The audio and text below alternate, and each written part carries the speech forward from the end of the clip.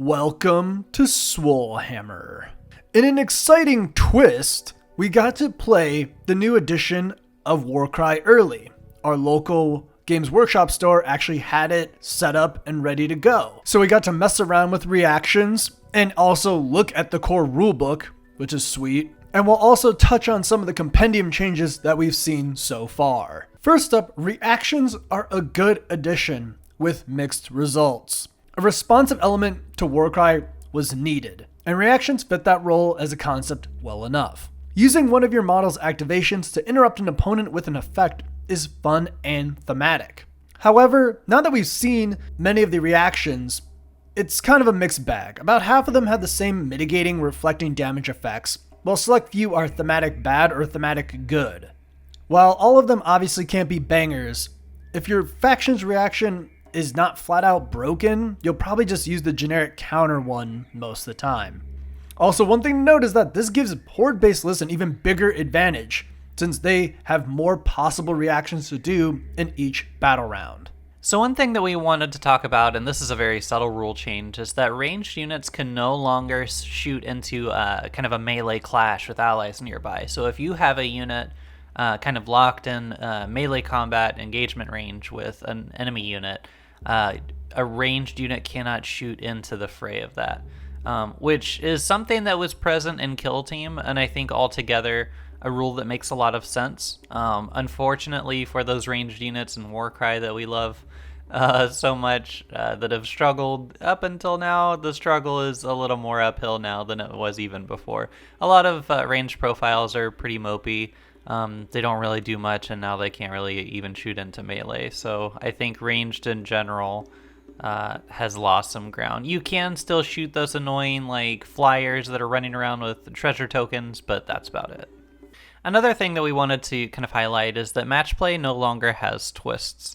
Warcry has always had more of a narrative focus than a match play focus, but this is something that I did kind of enjoy before that is gone now. It just makes the battle plans have a little more depth to them, but a fair enough change in general. One other thing to note is that hidden agendas are still in the game, but they're called quests or something along those lines.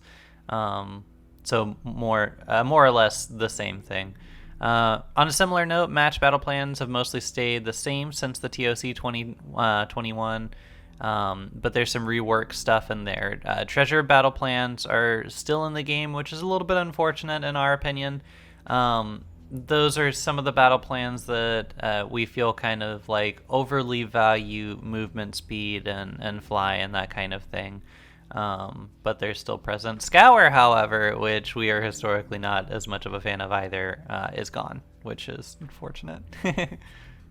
Next impression we have is Compendium changes are okay, but they don't hit the meta's issues.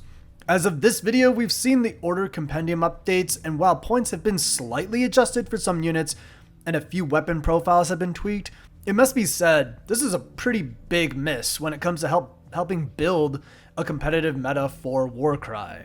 Overpowered 10-inch flyers still exist, with some new units like Spite Rider Lancers going to 12-inch. Swingy damage profiles remain, new ones even upping the ante to 1/5 for critical hits, and minimal stat line changes make it a good thing that GW ended up giving these updates out for free. We get that Warcry has by far the smallest tournament scene between Kill Team, Big Sig, and 40k, but these changes are sadly tone deaf as to what the game needs in a match play regard. And our last point, and probably the biggest takeaway, is just Warcry 2.0 is mostly the same Warcry, for better or for worse. After all is said and done, Warcry Heart of Gur is still a good beer and pretzels experience. The new gameplay element of reactions are really the only big change here, which is good, because that's all Warcry really needed.